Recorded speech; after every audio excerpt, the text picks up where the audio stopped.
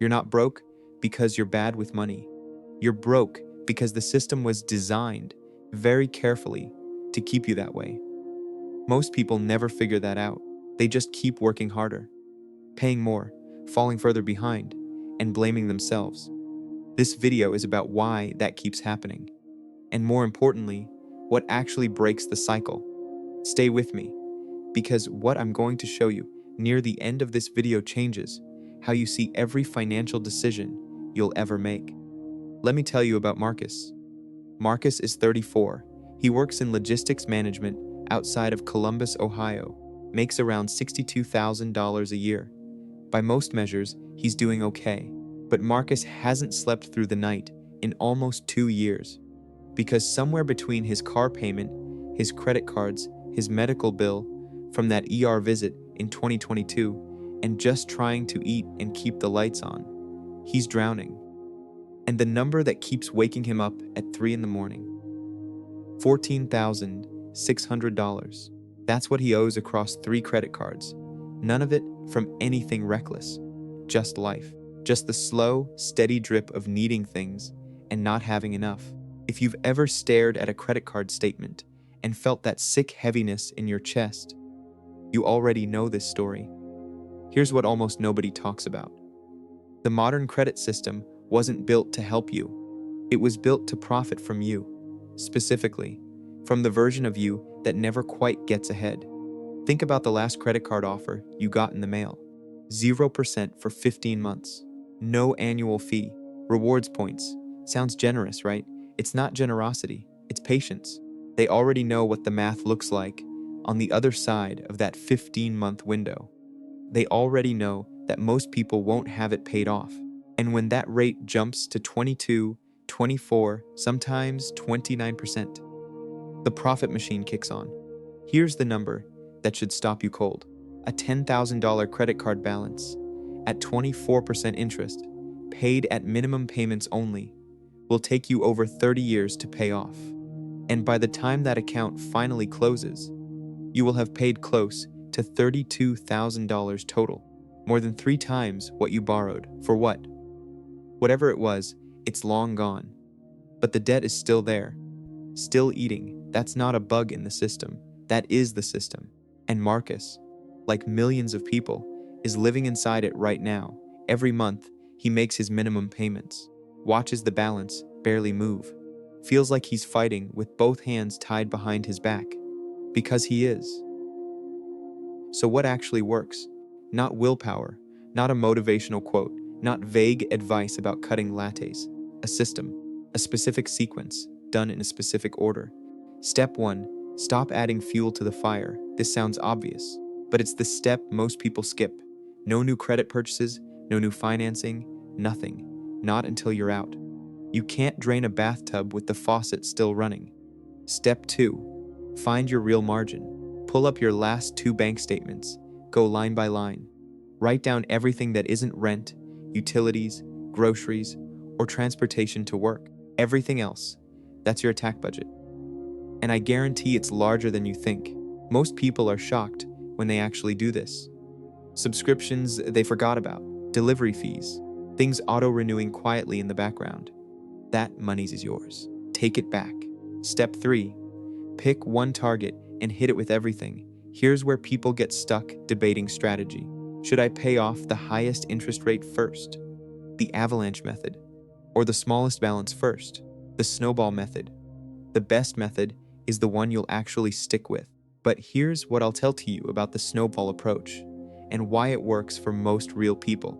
When Marcus closed his smallest card, a $2,000 balance he'd been carrying for 3 years, something shifted in him. Not just relief, something deeper. He looked at that zero balance and thought, I actually did it. I can do this. That moment matters more than any spreadsheet, because the person who believes they can win keeps fighting. The person who only sees math often quits. Step 4, roll the payment forward. When that first debt closes, take every dollar you were putting toward it and throw it at the next one. Don't absorb it into your spending. Don't treat it as free money. Stack it and attack again. This is the only strategy in personal finance that compounds in your favor instead of the lenders. But here's the part nobody wants to talk about. The debt itself isn't always the real problem. The real problem, for a lot of people, is the reflex that created it. That automatic reach, the restlessness, the low hum of wanting things to feel different than they do. And spending as the answer to that feeling. Because if you clear all $14,000 of Marcus's debt and never look at that reflex, it just rebuilds, quietly, over the next few years. Back to the same number. Behavioral economists have studied this pattern for decades, and what they keep finding is that lasting financial change doesn't start with a budget. It starts with identity, specifically what you believe about yourself and money. People who successfully get out of debt and stay out, they start seeing themselves differently, not as someone who's just trying to catch up, but as someone who builds a gap between what comes in and what goes out and protects that gap. The gap is the defense. The gap is what turns a bad month into a speed bump instead of a catastrophe. Benjamin Graham, one of the most influential investors of the 20th century, spent his career explaining this idea in the language of finance. He called it the margin of safety. Never operate at your ceiling, he argued.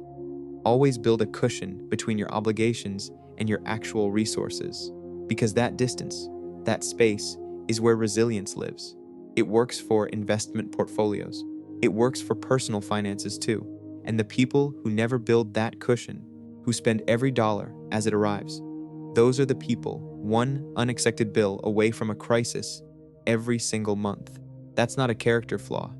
It's a structural vulnerability, and it's fixable. Marcus paid off that last card 14 months after he started, not because he got a raise, not because something lucky happened, because he stopped doing minimum payments and started doing math. He canceled 4 subscriptions, stopped ordering delivery during the week, redirected an extra $420 a month toward his debt, starting with the smallest balance, then rolling every closed payment into the next. 14 months, $14,600 gone, and the thing he talks about most isn't the money, it's the sleep. The 3 a.m. calculations stopped. The tension at dinner, gone. That invisible weight he'd been carrying so long, he forgot it wasn't normal, lifted. That's what financial freedom actually feels like. Not yachts, not $1 million. Just breathing, just knowing that this month is covered, and so is next month. Here's the honest truth. Most people will watch this video, nod along, and not change anything. Because change is uncomfortable. Because starting means admitting exactly how bad the numbers are. And that part feels worse before it feels better. But if you're still watching, that's not most people. You're someone who wants to understand how money really works. Not just survive it, actually understand it. If that's you, subscribe to Money IQ Pro. Every week, we break down exactly how money moves. Debt, savings, building wealth in plain English. No jargon, no fluff, just the stuff that actually changes things. Here's what I want you to do right now, not tomorrow, right now. Open your bank app, find the total of every balance you owe, write that number down, not to feel bad about it, but because you cannot fight what you haven't faced. That number is not your identity. It is not a life sentence. It is a problem with a solution, and now you know the steps. The compound math on debt doesn't pause while you think about it. So start today, even if it's small, even if it's uncomfortable. The version of you that sleeps through the night starts with what you decide right now.